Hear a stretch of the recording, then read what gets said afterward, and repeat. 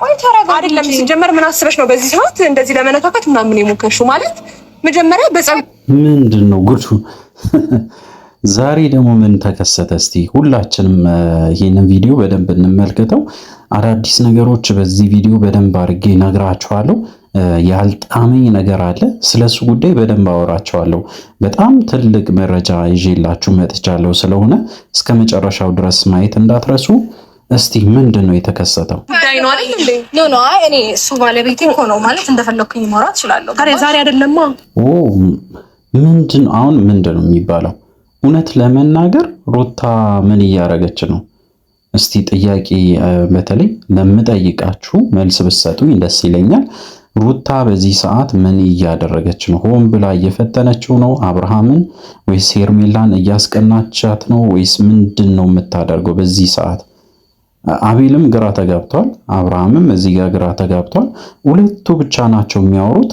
እልህ ውስጥ እንደገቡ በደንብ ያስታውቃል። በተለይ ሄርሜላና ሩታ በዚህ ደረጃ እልህ ውስጥ መግባት ጥቅሙ ምን እንደሆነ አይገባኝም። ግን እስቲ እንመልከተው። ቆየ መብቴ ነው። ቆየ ዛሬ አይደለም አሁን በዚህ ደቂቃ ውስጥ ነገሮችን አልጨረስንም። መብቴ ነው ደግሞ ግን እውነቱን ለመናገር ነገሮችን አልጨረሱም።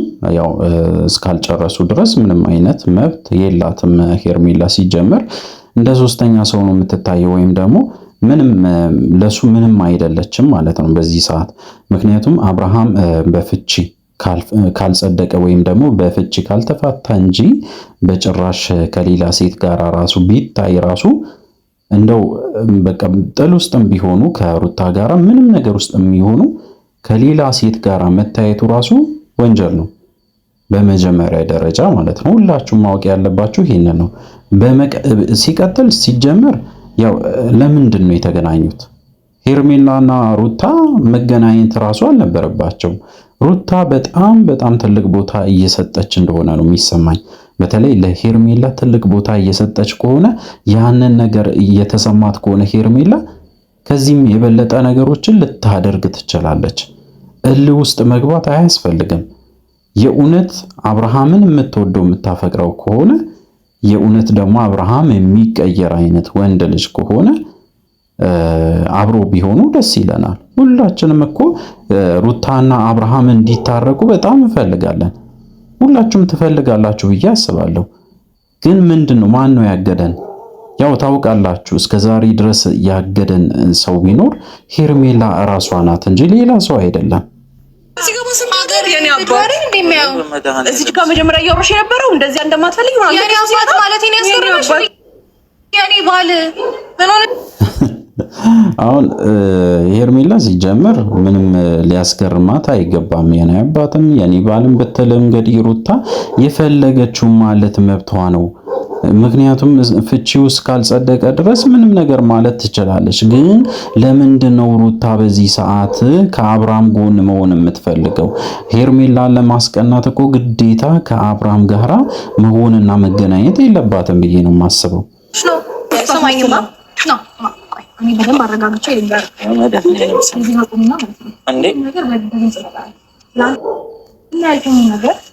አሁን አብርሃም ግራ የተጋባውን ልንገራችሁ።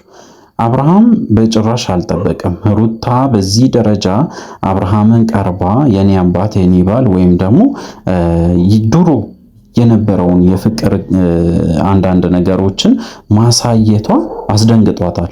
ለምንድነው አስደንግጦታል? ይቅርታ ግን ለምንድነው ያስደነገጠው ብላችሁ ከጠየቃችሁኝ ውስጡ ሲቀበል የነበረው እስከ ዛሬ ድረስ ፍቺ ብቻ ነው። በቃ ፍቺ ለመፋታት ጫፍ ላይ ደርሷል ሳይሆን እሱም ይፈልጋል። አብርሃም ራሱ ፍቺውን እንደሚፈልግ እርግጠኛ ሆኜ ነው የምነግራችሁ። ምክንያቱም ከሄርሜላ ጋር መቀጠል ስለሚፈልግ ነው። ለምን ካላችሁኝ ያው ታውቃላችሁ አብርሃም ያቺን በተለይ የተዝናናበትን ሰዓትን እንደ ጣፋጭ ጊዜ ነው የሚያስበው። በተለይ ከሄርሜላ ጋር ያሳለፋቸውን ነገሮችን እያንዳንዱን በደስታ እንዳሳለፈ እጅግ በጣም ደስተኛ እንደነበረ በዚህ ሰዓትም እንግዲህ ያንን ደስታው እንደተነጠቀ ጭምር ሲናገር ነበረ። ከዚህ በፊት በደንብ ለሄርሜላም ሲናገር ነበረ። ለሩታ ደግሞ በግልጽ በቃ እውነቱን እየነገራት ነበረ። በዚህ ሰዓት እጅግ በጣም ደስተኛ በሆንኩበት ሰዓት ላይ እየመጣችሁ ትረብሹኛላችሁ ብሎ እንግዲህ ሩታን ሲወቅስ ነበረ። ስለዚህ በዛሬ ዕለት እንግዲህ የሚናገረውን ነገር ወይም ደግሞ እሷ የምትናገረውን ነገር እጅግ በጣም ግራ በሚያጋባ ሁኔታ ውስጥ ሆኖ ነው ሁሉንም ነገሮችን የሚያደርገው ብዬ ነው የማስበው። ያልከኝ ነገር ያወራነውን ነገር ስለዚህ ነገር አትበቃ እኔ አስቤበት ይሄው ኦልሬዲ በቃ ወስኛለሁ። እተዋል በቃ ሩታ በይዚ ሰከንድ ይበቃታል። ወስና ሁሉም ነገር ጨርሳ ለመናገር በጣም በጣም በጣም ቅርብ ናት። በቃ በጣም ምንም አይጨንቃትም። ከፈለገች እሺ ትላለች፣ ካልፈለገች አልፈልግም ትላለች። በግልጽ ስለምታወራ ነው። አብርሃም ደግሞ ችግሩን ልንገራችሁ ውስጡ ያሳድራል፣ ነገሮችን ወደ ውስጥ ይወስዳል። ስለሆነ በየቀኑ ነገሮችን በተደጋጋሚ ያስባል። ከዛ በጣም ስለሚያስብ ይሳሳታል። ተመልከቱ።